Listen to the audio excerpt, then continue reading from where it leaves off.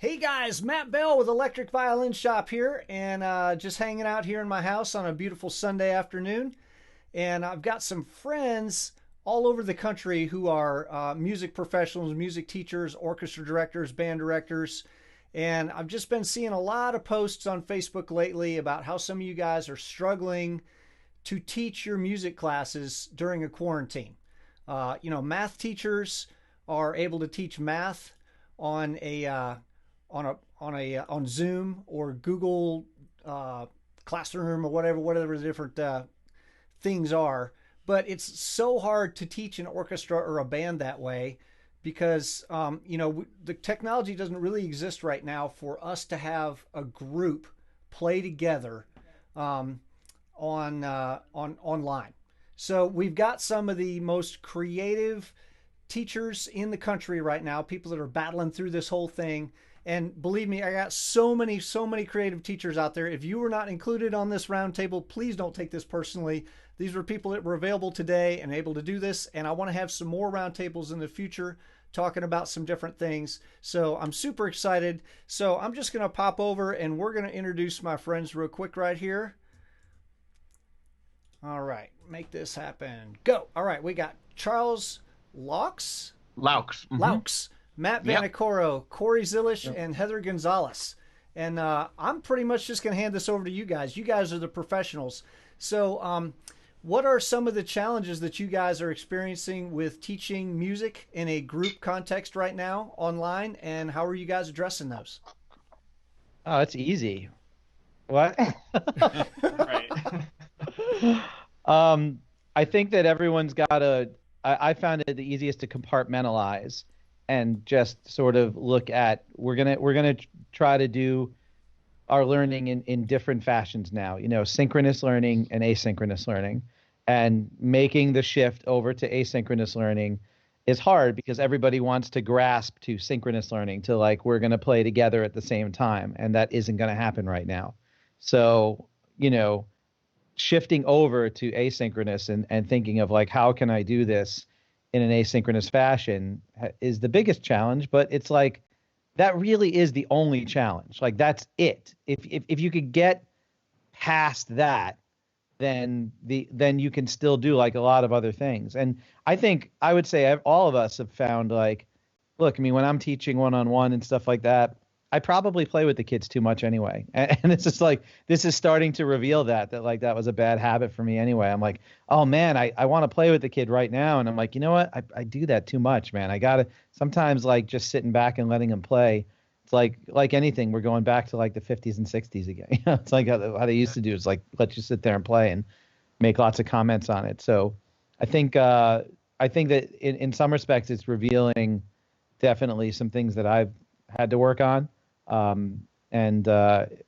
But other than that, it's just a total like paradigm shift of going, how can I get these same concepts across that I had to get across before, but now I can't do it in a synchronous fashion. I have to do it, in a pre-planned fashion. One of my challenges originally was, we're going back to school, so got to get these kids ready for the next concert, next performance. So, practicing parts and making part videos and things like that for them to practice along with. And then it was announced last Wednesday that we are out for the year. It's over. It's done. And so now that shift has gone from concert music, getting ready to come back to school and play, to we got to figure out, getting some more technical things out, and so shifting it from group playing to solo playing.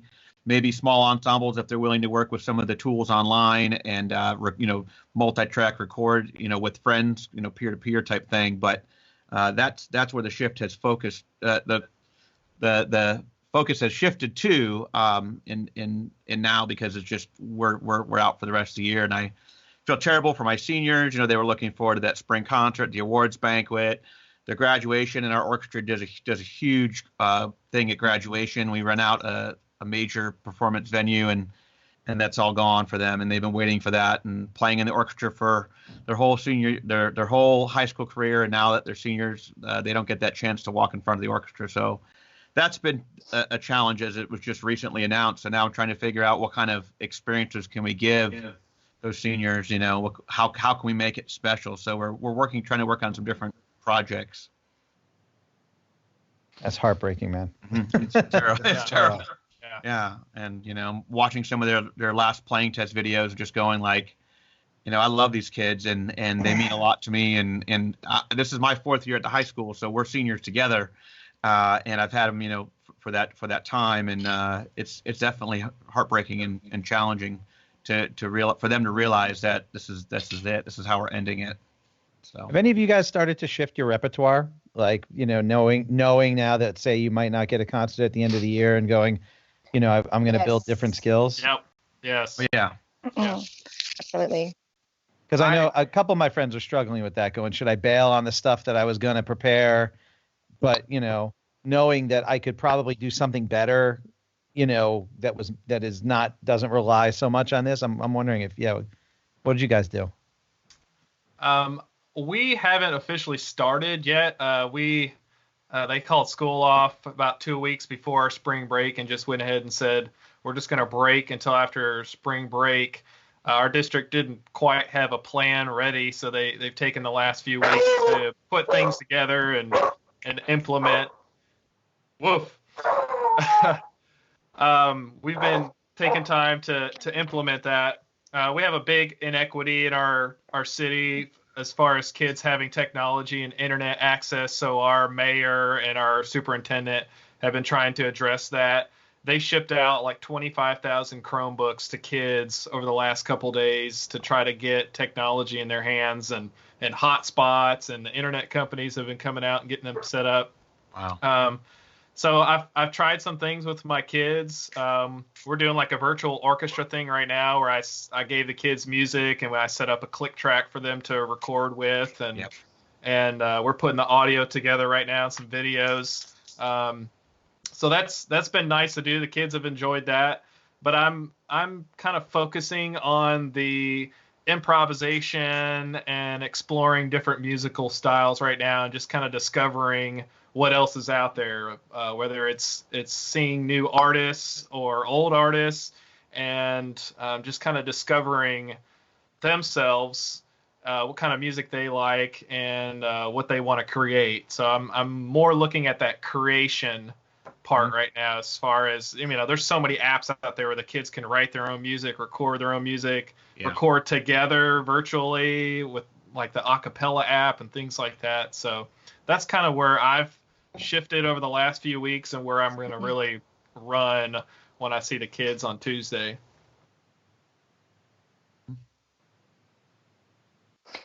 Yeah, I'm feeling the same way. I know, kind of like in regards to seniors and such, I had switched to the high school, and so I have had kids, seniors graduating now. I've had for 7 years, and it's really tough not having that experience with them. They've been waiting for 7 years for this moment. But the biggest thing as far as they're pushing for us in our district for the electives is to really connect to our kids. And I know I noticed with our first couple online meetings, my kids, they're not saying it, but they're really scared. They're really worried. They're very different from how I'm used to experiencing with them. So really kind of focusing on finding some really fun things for them to do in regards to music. Also that they can create things with their families, and kind of giving them that kind of security. So we're doing some things with like Flipgrid, where they had to create some instruments in the kitchen and then play their instruments, and their family made videos with them, and we shared them with everybody, which is really kind of fun and uplifting. I had some parents contact me that they really appreciated that. So we're kind of pushing forward with ideas like that, or having the kids teach their families how to play something simple on their instrument, making those kind of connections, but still doing like what Cory and what everyone else is talking about, also going in for that technique. So we're doing some sectionals, and the kids voted on, are we going to work on vibrato? Are we going to work on shifting? And then finding some of the seniors, we can do some breakouts, as long as I can still do Zoom for now. We can do some breakout rooms with my seniors, running some sectionals with some of the younger kids, working on those techniques that we don't always have as much time as we want to in class to work on. So maybe that's kind of like a positive aspect in regards to that. We can really break things down, like what Matt was talking about, and focus more on these small things. So trying to find, I guess, like making lemonade, as they say, out of the situation, the best that we can. Yeah. The funny thing is, before this all went down a couple of years back, I reviewed it for Ask Audio. This service. What the hell was the name of it? It was an online jamming kind of thing. Like they were really close. They were very close to getting it. They had to make their own hardware.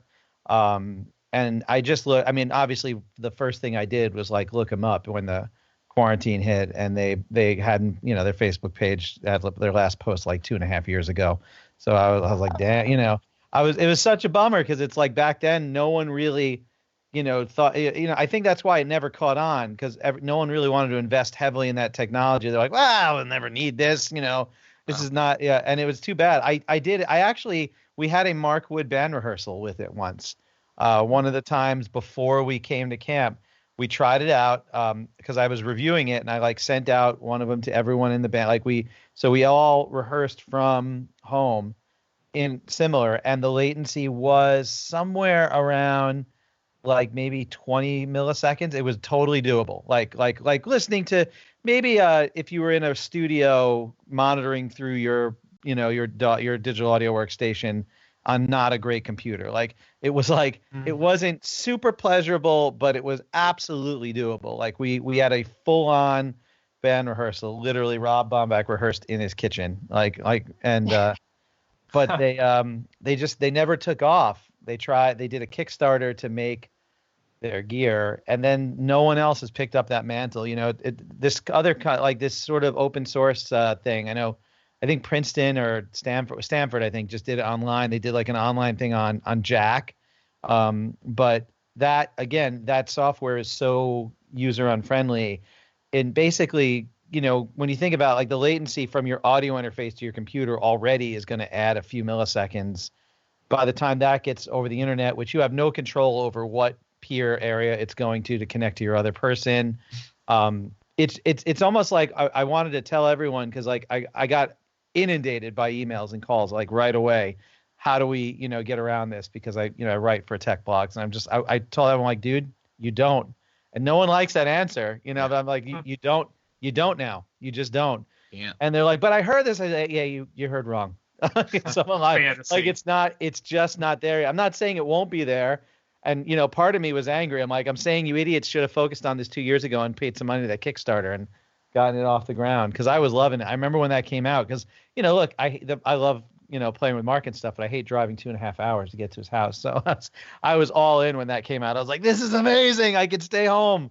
But even Jack, which is like the closest thing that you can get. And I mean, if you have another music pro that you collaborate with, that's not a student, that's, or that's a really super tech savvy student or something, you can look into it. I mean, basically it's software that will it almost gets your audio interface directly hooked up to like Ethernet. It bypasses a lot of system processing and stuff and gets you this sort of peer-to-peer fast connection, but it's not video, it's audio only. Yeah. And you do need like a doctorate to get it to work. It's totally open source. Like you have to literally compile it yourself, and then, so it's nothing. When people like started pointing that, I said, yeah, there's no way with students. There's no way. I can't even get them to use just like, when I'm like, send me a video from your phone. Yeah. Even that is like hard, Yeah. So I'm like, so my first advice to everyone was like, don't even look there. Your time is wasted looking there. It's like your leg is cut off and you're worried about the scratch on your arm and getting it disinfected. Like it's not, you got to deal with that later. Someday we will have synchronous rehearsal, but today is not that day. And if you want to finish the school year with anything productive, or if you want your band to continue right now and do anything productive, you better get good at asynchronous and you better get a workflow. Like the workflow is the best thing. If you can define a workflow, you can work with anything. You can work with people recording stuff on iPhones or in the studio or whatever. If you get a workflow down, you'll figure this out. Totally. Yeah, I think I've had a lot of people tag me in forums and things on Facebook. They're trying to have a rehearsal with all their kids and hear everybody and try to rehearse a piece. I'm like, that's impossible. That's fantasy. Yeah. At this point. Right now. Yeah. At least, yeah. That's like that's Elon Musk. We're going to be on Mars next year. I'm sending my car up there type stuff. Exactly. Not happening now, buddies. Sorry. Hope so. I mean, Yeah, it would be cool to have it again. I mean, when what the hell is the name of that software now? I can't even remember it. I forgot. I wish I should have looked it up beforehand. If I did any preparation at all, I would have. But it was, basically that company made like a front end for Jack and made it, user friendly and doable. And it was cool, but I don't know. They're not. It's just we're so far from that right now because of how fragmented high speed internet is in our nation. That's what it is. It's like, doesn't matter how good the software is. Nothing is going to change the fact that I just happen to like the guy I want to collaborate with has Comcast in Queens, and they send all their stuff through Washington, D.C. and back again before it gets to me. So there's that's never going to be fixed. Like, no amount of software is going to fix that. That's, back end and nation stuff. So I guess, I've just been telling everyone, like, dude, give up on that for now. You're not going to figure it out. Like, people that are software developers and the ISPs, they will figure that out. It's not going to be you. What you're going to figure out is a way to get your kids to connect to you and find music is important and send you videos of themselves practicing and get better at sending videos of themselves practicing and get better at, communicating with you and sharing files with you. And, because look, if you go into this unprepared, it's overwhelming. You're going to be like, I had one of my, teacher friends, I just put out a video like this morning of my kids. And I started like a test with like maybe 8 kids, to do a song. And we did this acoustic song. And I had, a friend of mine's like, he's going to start doing that. And then he, texted me around like 1 going, I got like 78 video files. I don't even know how to get, I'm like, man, like workflow, it's these stupid little mundane things, but putting things in folders, naming things properly, telling them where to start and stop the file, all that boring stuff is now absolutely critical. Yeah, you had some of you guys had mentioned earlier. I think Cory said that your district is now off of Zoom. That's I know that's something a lot of different districts are working with. So what software are you guys using to communicate with your students? And then we'll kind of go around the room and talk about what each of you are doing from a day-to-day standpoint with your kids.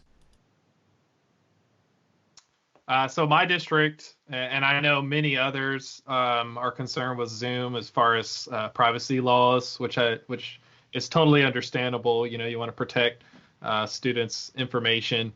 So they've kind of nixed that for us for now, at least. And we're going with Google Meet. Our district's been on Google Classroom for the last couple of years. So, submitting files and uploading assignments and things like that, the kids are pretty familiar with because we've been doing that in school anyway. But the Google Meet thing is new for me and new for the kids as well.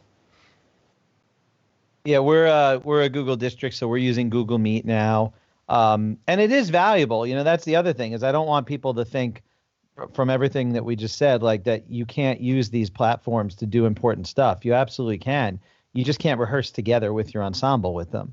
But when I did a video that the last project I did where I had my kids submit videos themselves playing and then I put it all together, we had a 40-minute long Google Meet to talk protocol and exactly what I wanted them to do. Like, so, we met, we got together and I said, okay, here's the assignment. I didn't want to type out instructions. I mean, I did so that they had it anyway, but I wanted to see them and, still have that connection, but also to just say like, here's show them exactly these stupid mundane things. Guys, when you're recording yourself, hold your phone here, don't hold it this way.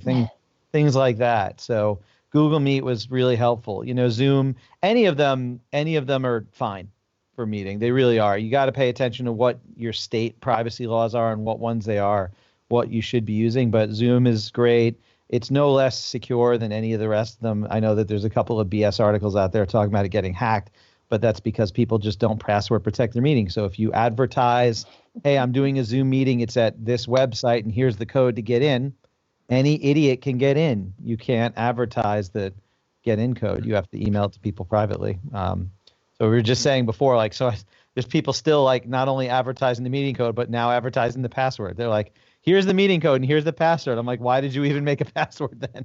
Yeah. Oh, well. The other thing that they've implemented on Zoom is you have to like admit people in, so it puts them in the waiting room. tank. Yeah. So that's been pretty nice. We've been using Zoom a little bit, and also Google Meet. And then our district is also a Teams, Microsoft district, so we've been using Teams. But mostly Teams is we've been using just for faculty meetings and PLCs and things like that. But I've been using Meet recently, and it's nice. I do like how Zoom you can really easily share your iPhone or iPad screen wirelessly. That's one thing that Meet does not have right now. But there's some higher end things. I've also found on Zoom that you can record a separate audio track for each participant.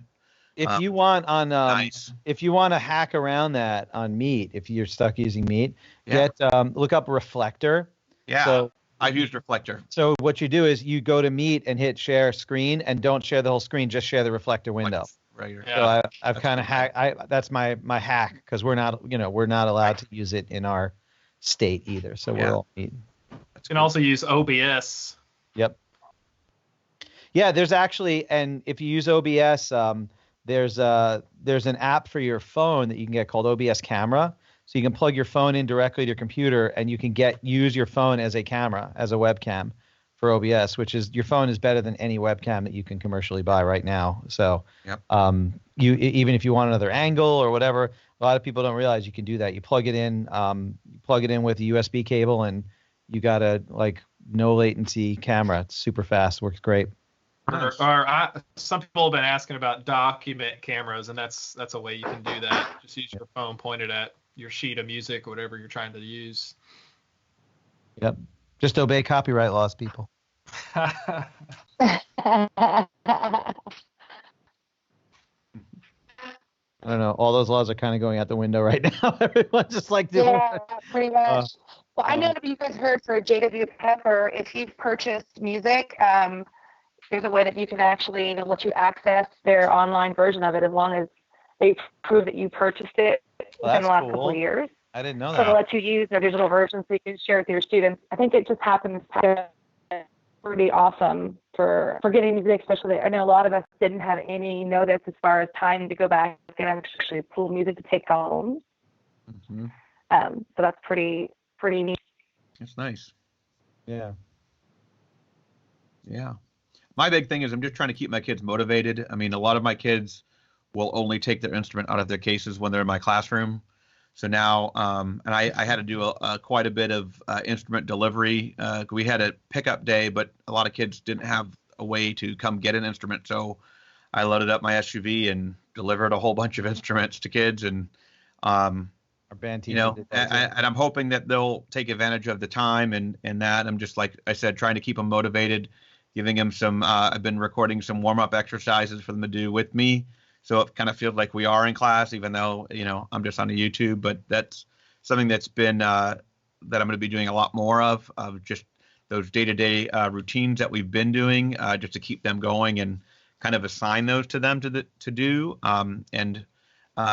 Our grading policy just came out, and basically what they're saying is whatever they had before we went on this break.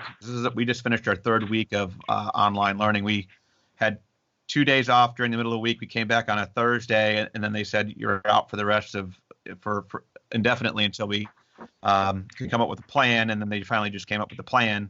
But we're on spring break this week, so we did 3 full weeks, and our grading is whatever you had before we left is your grade. If it was low and you would like to bring it up, then anything that we do in the digital platform will bring your grade up. But if you had a 99 or 100, you cannot ever, no matter what you do online, you can't get less than that. Yeah. So I know a lot of my kids are like, now they're going to be Bye. like, later. So I'm just trying to make sure to do that are fun, and they've got Animal Crossing trees to cut down and stuff. It's busy times.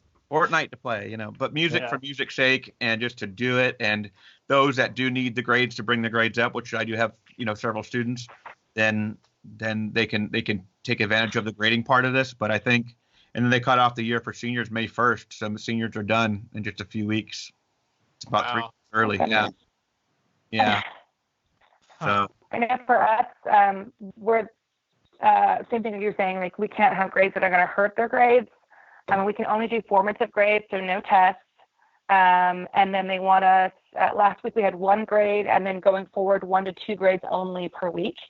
And they did put a time limit on us, which I actually appreciate, for all teachers. So for high school, they can only have 100 minutes per week total. That means your videos and the work that you're doing. As the first week, kids that I talked to were so overloaded with just busy work. And so that's just something they're worried about. So I just feel better in regards to that. And then my campus is great that they are giving us assigned days. So that way we don't have conflicts with other teachers. So that's really helping out in regards to that. But I feel you about keeping the kids motivated. That's tough. We have assigned days. Monday is math or English, Tuesday is math, Wednesday is elective, et cetera, et cetera. So I really only teach on Wednesdays, but I do a whole bunch of prep, all the days I'm off. And I feel like I'm in my studio here working, my 8-hour days still, but I'm just preparing and then grading and trying to come up with new things and then meeting with other teachers and doing this kind of thing and recording podcasts and all that. So.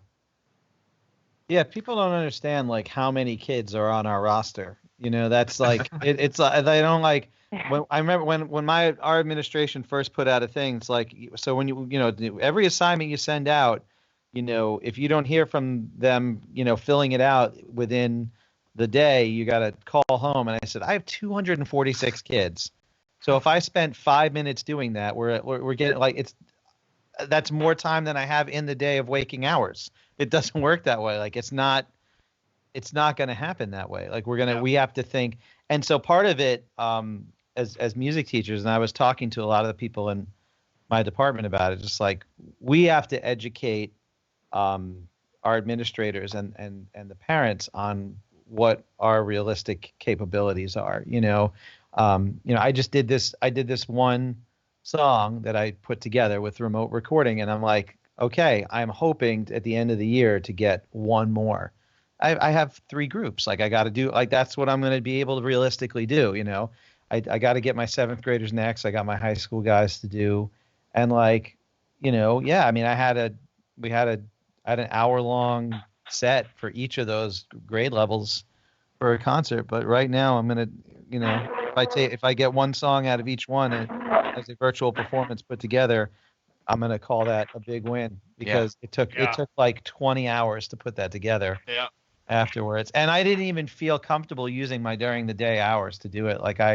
Because I still was like, I got to use my during the school day hours to still teach. I can't video edit it all day long. I kind of did it in my own time a little bit. And then. So Matt, you teach in New York and you teach middle school through high school? Yeah. So I teach, I have general music classes in middle school. And I have this sort of rock program. It's called Applied Guitar and Piano. Oh. And basically those kids have like a rock band that rehearses every other day. And we have that. And I have the continuation of that class in the high school.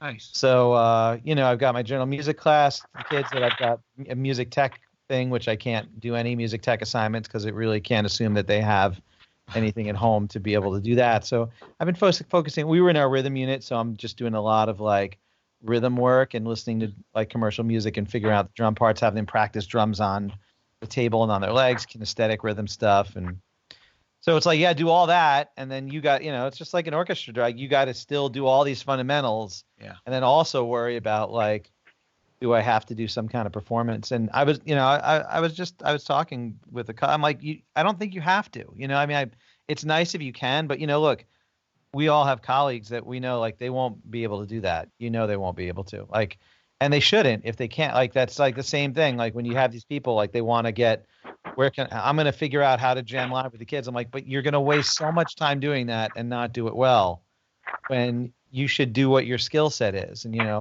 we've got other teachers who their skill set is, they're going to do lots of great demonstration videos and they're going to teach one-on-one with the kids. Like I have colleagues that are doing rotational lessons. They're like, you know what, that's what we're going to do. We are doing nothing but rotational lessons for the rest of the year. Yeah. And that's what we're going to do. And I can't argue that that's not a great thing. I think it is. If that's what their strength is. They know they're not going to open up a DAW and a video editor and do that stuff. They can't do that. And that's fine. Their strength is teaching one-on-one. And they adapted to asynchronous like that. To be honest, they were better private lessons teachers than I am. Like they already weren't playing with the kids. So they're like, they don't have those bad habits. They're like, oh no, it's fine. Let them play. And then I'll tell them what they need to do. And, so there's a lot of like different teaching going on. You don't have to become a Final Cut Pro master to be a music. It's what we can do. You know, that's what we can do, and that's what we can offer. But everyone, you know, everyone's going to offer in their own way right now. You know. Yeah. And I know as far as teaching, so I go for it a little differently. Mine, just for like I was saying before, my kids, I just really feel they're missing the connection with their community and things like that. So we do like group lessons, group work through Zoom, but of course they're all muted, obviously. But I push through a track, so it's a play along track. They can see each other, so they feel like they're playing together. But I'm giving them feedback the whole time. I'm calling out names. Hey, check out this. Check your pinky. Do this. And we'll talk about it. I'll have them show me like certain techniques up close to the camera, and then we'll demonstrate it by playing again, like maybe a song we played at state contest, and I'll push that through, you know, just so they're feeling they're playing together. But then like what Matt's saying too, also like doing these small groups, trying that this week, we're trying that. We'll see with the breakout rooms, if that works out well. But it's a really tough way to balance it. Like, you know, again, like working on the tiny techniques so they're getting better, but also so we don't want to lose kids. For us, I know you lose numbers. Do you have a job next year? You know, things like that. You got to think about retaining kids. Yeah, that's the scary thing. I know Cory and I were talking about that too. Like the big end of the year concert for sixth graders or freshmen in high school. That's usually what hooks them in, and they're going to lose that. So we're kind of worried about getting them excited and keeping them excited going into next year. It's hard. Yeah, it's hard. Yeah. But doing those kind of, you know, big rehearsals is good too. I mean, even if they're playing along your track, because at least you're seeing them that they're playing. You know, that's like all the lessons I'm teaching, I'm pushing out. I'm playing on piano and I just mute them and I'm like, okay, you play along with me, and then, you know, it's funny, but like it's like now you're building. It's a downer, but you're also building trust. You know, like I'm asking the kid, like, how did it sound? You know, and I got to just trust them that they either heard that it sounded good or that it didn't. So, you know, there's no reason you can't have a big group rehearsal with everyone playing along with either your track or yourself on your instrument, and then say, all right, unmute yourself if you have a question. Did you get lost or something like that? Why not? You know, why not? It's a lot better than recording yourself on YouTube and popping it up there and just hoping that they watch it, you know? Yeah, right. Well, and then there's the opportunity, you know, where they can stop and ask a question, and then there's that interactive part, and then they can see all their other friends doing it with them. And I think it provides a little bit of safety too that they don't have in a class setting when they're sitting right next to their friends, because there's some kids that are a little self-conscious about how they sound, and they're afraid that people are hearing them make mistakes. So if they're in their room by themselves and they're muted, like nobody else hears what they're doing, you could sound as bad or as good as you want in your room, and nobody knows. You know, and eventually your parents are listening. And again, we're all adapting to these new paradigms. Like that's going to be the exciting time. It's like, I mean, I'm sort of used to it teaching in a music lab, you know, because I have like a lot of the kids muted, you know, they have their headphones on, and then I'll pop on a kid and go, everyone listen to, you know, Luke play now. So that's going to be the thing we do virtually. Like you finish your, you know, section, and then you go, all right, who really had it? Who wants to volunteer? And if they don't volunteer, you unmute someone. You go, all right, it's going to be you, buddy. Let's do it. Come on, let's do it. Because that could be the new thing to aspire to be like, okay, who's going to, you know, or you give, you know, you're giving some sort of positive reinforcement or bonus to kids who volunteer to play their part, and you unmute them and let everyone else hear. These are all things that like we're discovering, you know, as how to give positive reinforcement remotely. You know, we're all figuring it out. Have you guys found that you have more time, I guess, to explore different things that you didn't have time to do in the classroom, or different like technology? Like I know I just started doing like sound trap and having some kids doing composition, which I know I never had time during a regular like orchestra class or things like that. Have you guys tried out so far? I haven't, like in our district, we have not made the jump yet of we're canceling the end of the year. So I am still like, I have to keep my slight option open. Like I could have to do a concert. And so I'm like, right now I'm like, well, I got to keep them current on all the repertoire, man. I better do it as best I can. But if that's why I kind of asked everyone before, like, have you shifted what you're doing yet? Because like, if I did get that, notice, like if we decide, okay, or even if they decide, look, we're coming back to school, but we're not going to do any group stuff. That's a very realistic possibility that they're like, we're coming back to school. We all know, like, it might not be as simple as flipping the switch. They might go, okay, we're going to come back to school for 2 periods a day or something. It could be anything. Yeah. And they could very well say no large group gatherings, only classroom, and sanitize the classroom after they leave. So if they do that, like, I'm ready, and I will flip over and go, okay, forget the concert now. We're all going to work on developing yourself as a musician and, doing those other things. So it's like part of me, like I want to jump in there and do it. I don't want my concert to be canceled. I want to do it. I'm one of the luckiest probably humans in the world. My musical that I was we got locked down 3 days after, so we just made it. And that's like, even imagine, like, that's happening all over the country. People don't understand these musicals. Like, when you do a school musical, you have to sell tickets or you can't fund it. So there's like our high school, I don't even know what they're doing. Like, they're on the hook for like 15 grand. Like, obviously they're like some musicians that they were paying to be hired guns. They're not paying them, but they outlaid $4 grand for the rights. They bought all the costumes. They rented light. So it's like you outlaid $13,000 because you expect to make 18 or 19 in ticket sales, and then you don't have a musical. I can't even imagine like where those schools are at, and devastating for their budget. Yeah, absolutely. So.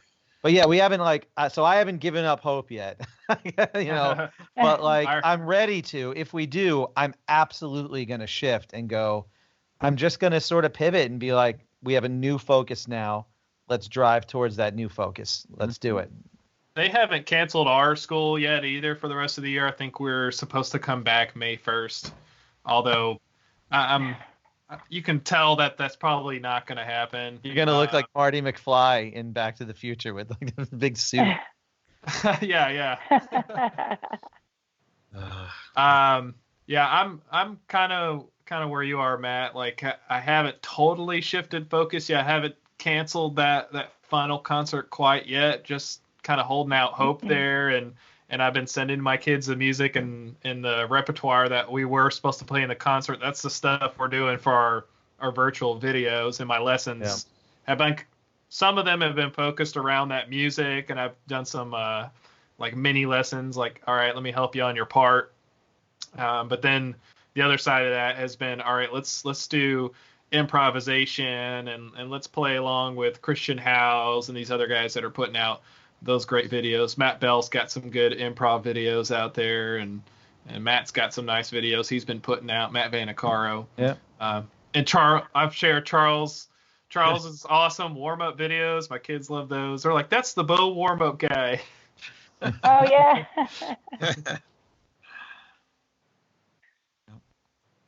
I know ours have, unfortunately, our big stuff has already been canceled. We had a big district EYS with 1,000 kids that obviously they already canceled. And my kids, we won this contest to go perform at the Fine Arts Center here in San Antonio, and we already got the email last week that was canceled. And so, yeah, I know. But I'm trying to find out if they'll let my seniors maybe come back and join us next year. They're just going to postpone it a year and still have us do it. But I feel bad because they're the ones who did the audition. My high school guys are supposed to perform in Universal Studios, and we missed that by a weekend. They were the week after my musical, and we got to Wednesday, and they're like, yeah, we're canceling it. And it was like 2 days away. I'm like, 2 days we were there. Yeah. We were supposed to be at Universal yesterday. We were supposed to be arriving back on the bus this afternoon. Oh, bummer. It's rough, man. I feel worse for the seniors. We're going to try to do it again next year, but all my seniors are like, some of them, they joined the group, to been looking forward to that trip forever, Yeah.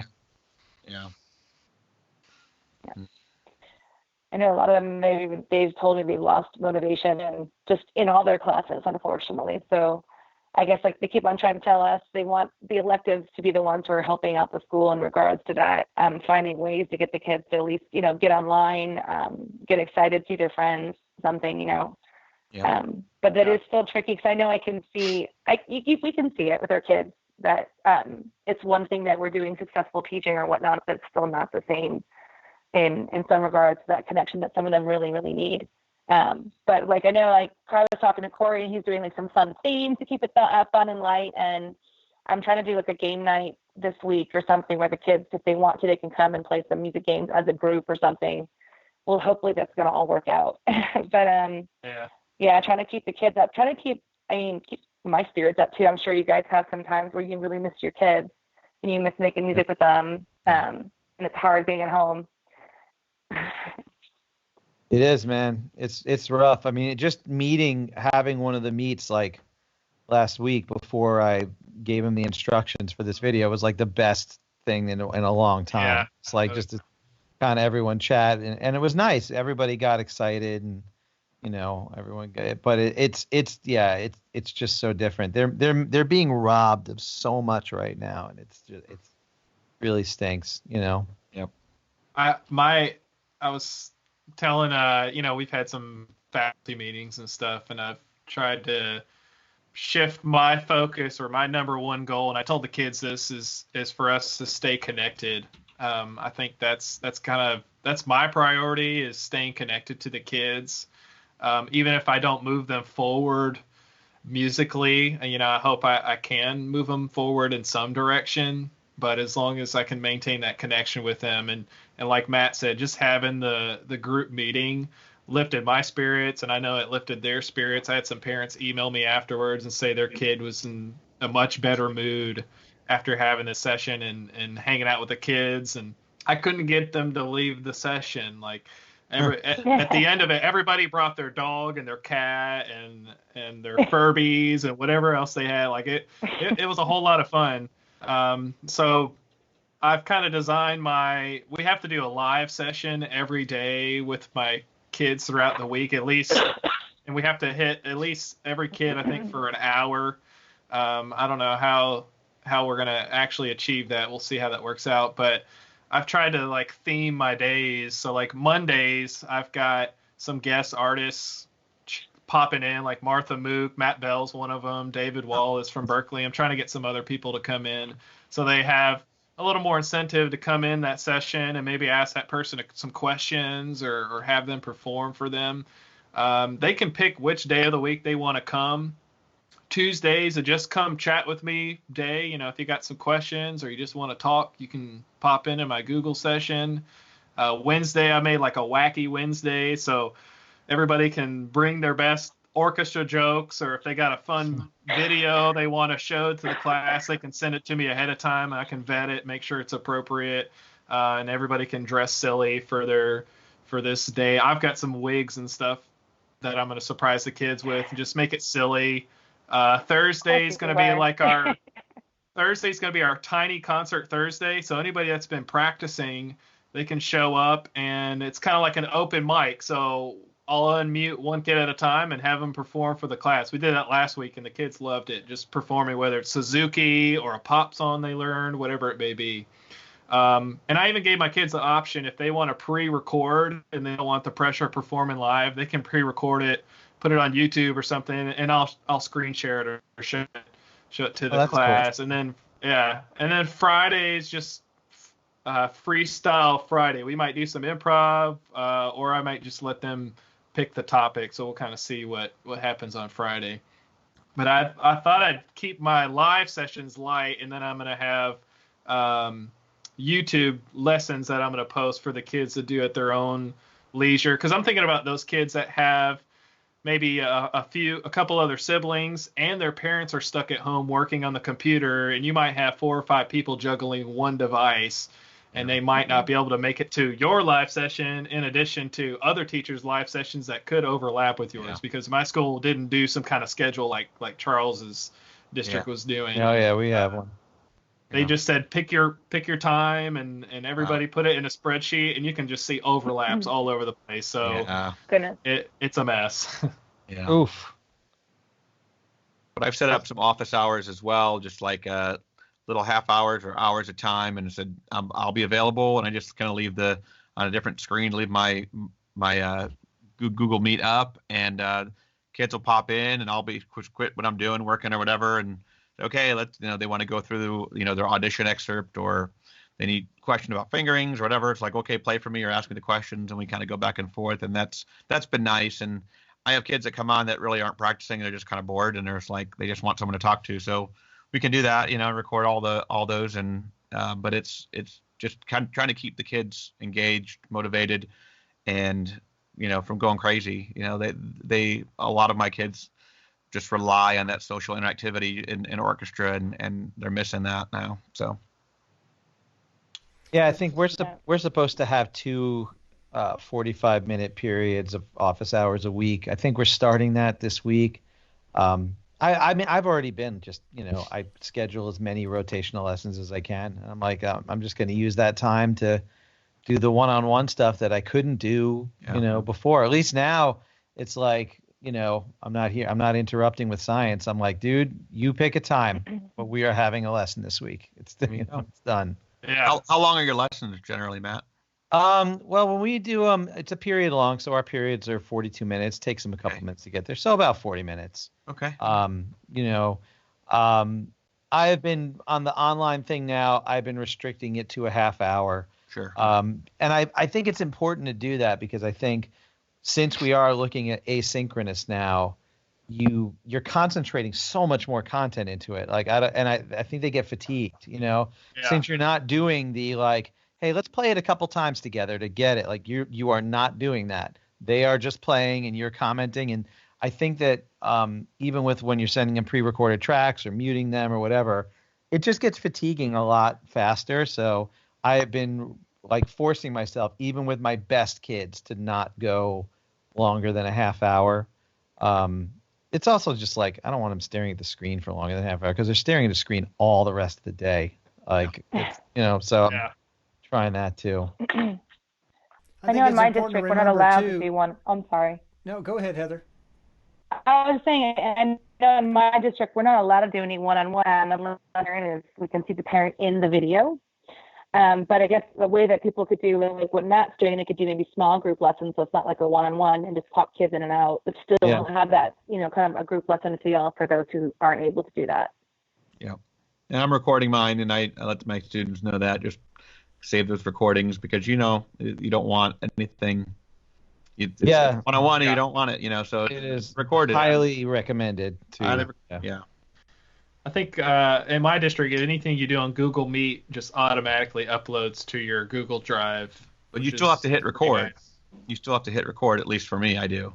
I think they have ours set up where you don't have to. I think they can do that. I think, because I think that's what my district is doing now. That's why they told us do not use anything other than Google Meet to talk to students. That's kind of where our we don't care what you do with parents or other colleagues or whatever, but when you are talking to students, it will be Google Meet or nothing. Okay. Which it makes sense. I don't care. It's like as long they have to do their accountability. They're doing that stuff, so I don't have to think about it. I like it. Go ahead. Tell me what to use. Yeah. None of them are.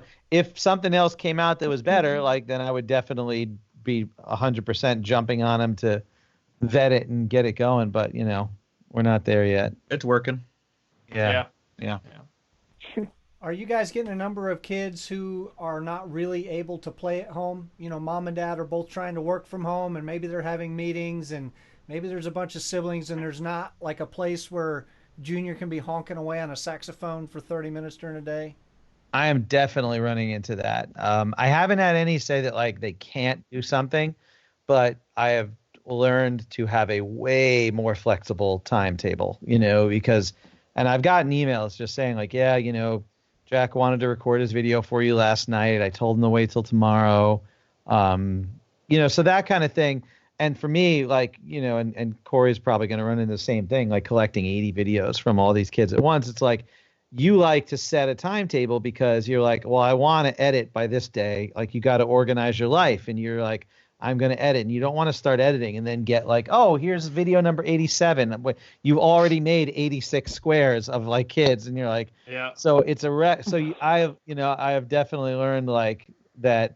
I'm like, okay, I need to be different about the way I view the time it takes to do these, but also you have to be sane with yourself.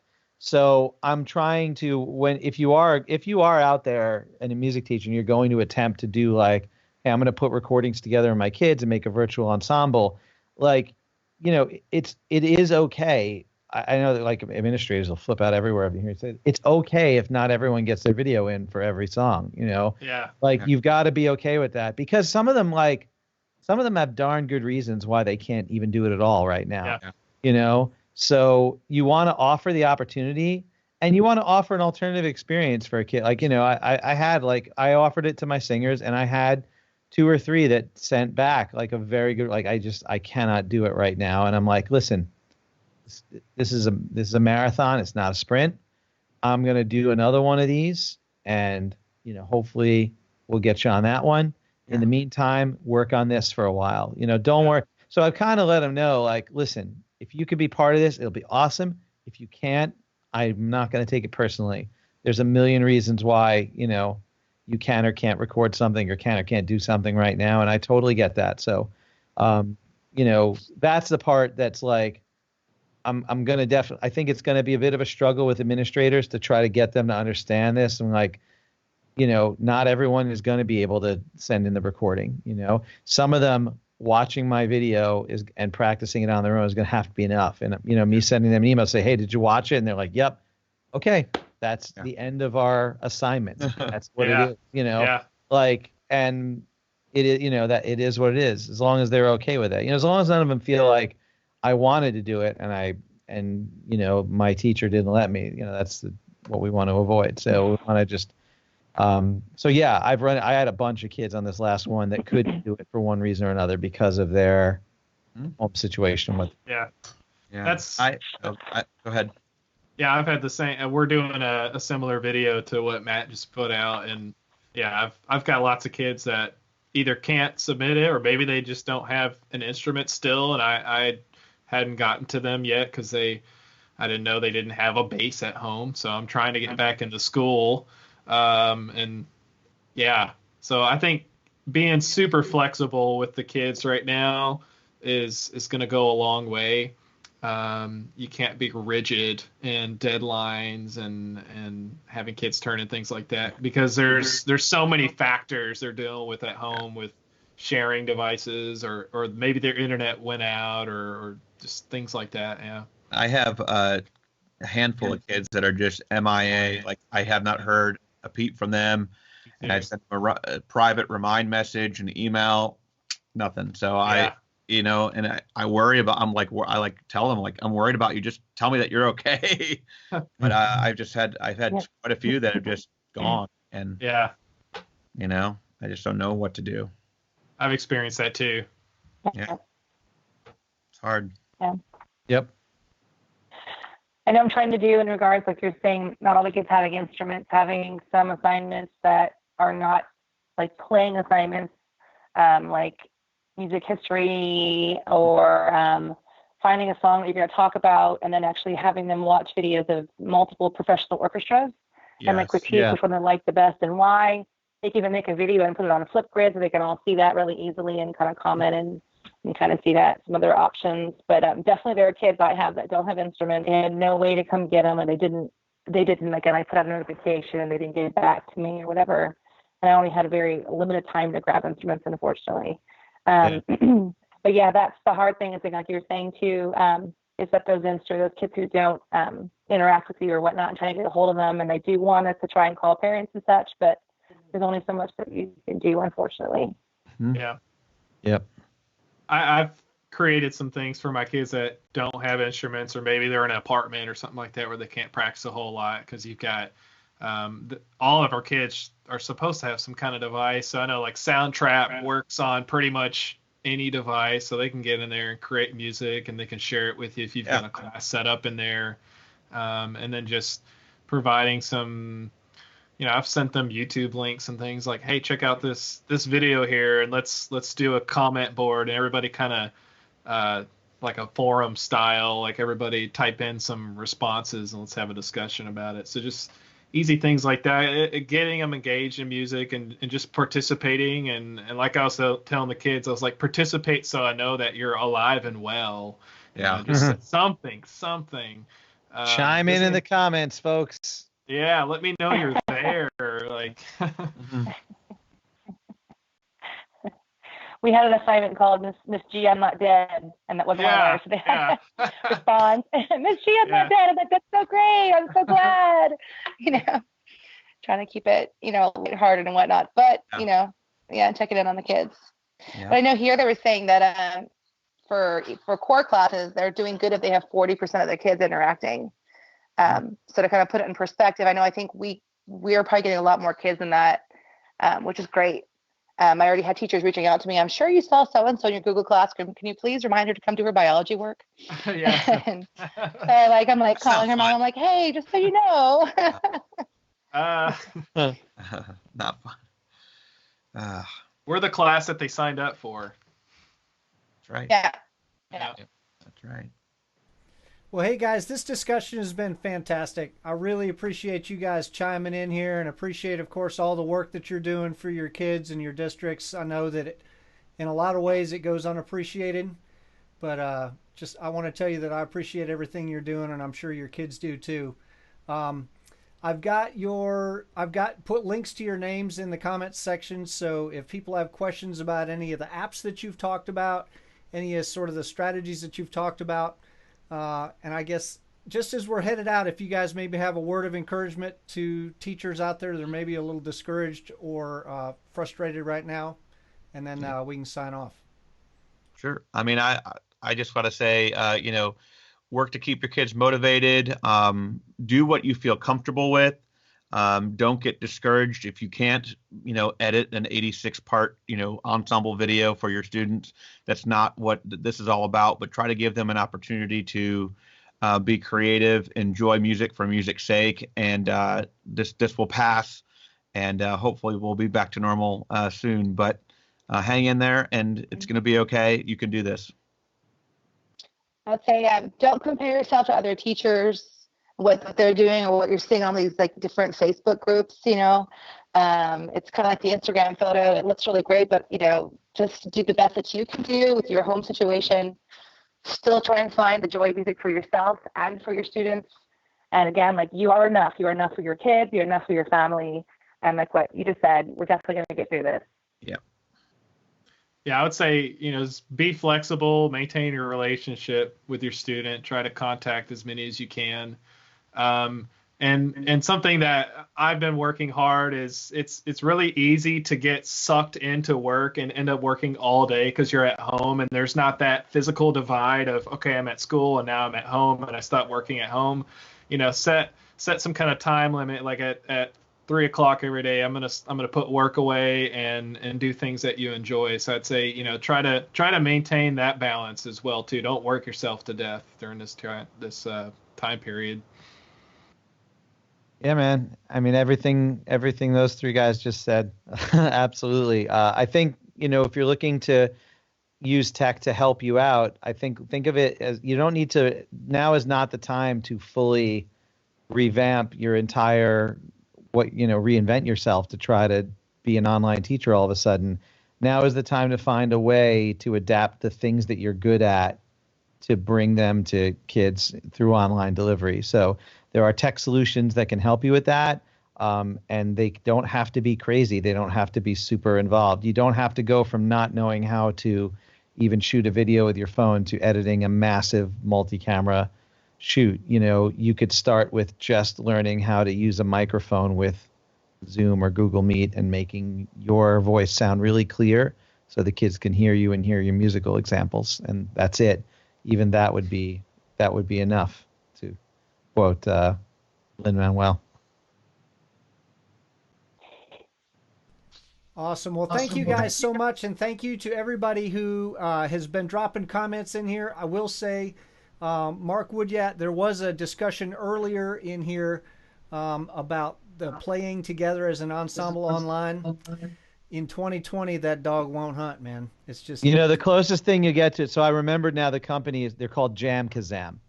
And if you happen to be lucky enough... The cool thing is on that site, they will show you your connection to the other person you're trying to play with. You just don't have any control over it, and there's nothing you can do. So when you try to hook up with them, you'll see a green if it's good latency, like it's under 30 milliseconds of round trip.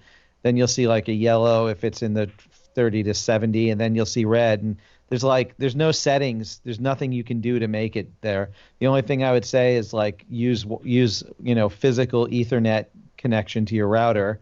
Don't use Wi-Fi, and use a audio interface that is known to have good round trip latency. That does not mean like my ridiculous expensive audio interface has worse latency than the Focusrite Solo that I got for $70. But it's because that thing has no DSP and no onboard stuff. That's why it has, so it's like in the real world, it doesn't really sound fantastic. It's not a great interface, but because it doesn't have any of that fancy stuff, it's very fast and it's good for that. So what I wind up doing is like plugging my really pro interface into that with the headphone output and get all my instrument sounds and stuff like that, and then do that. So if you do, Jam Kazam is up and running.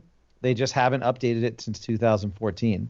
But it works. You go online now. I just checked. If you go on, there are people jamming on it right now.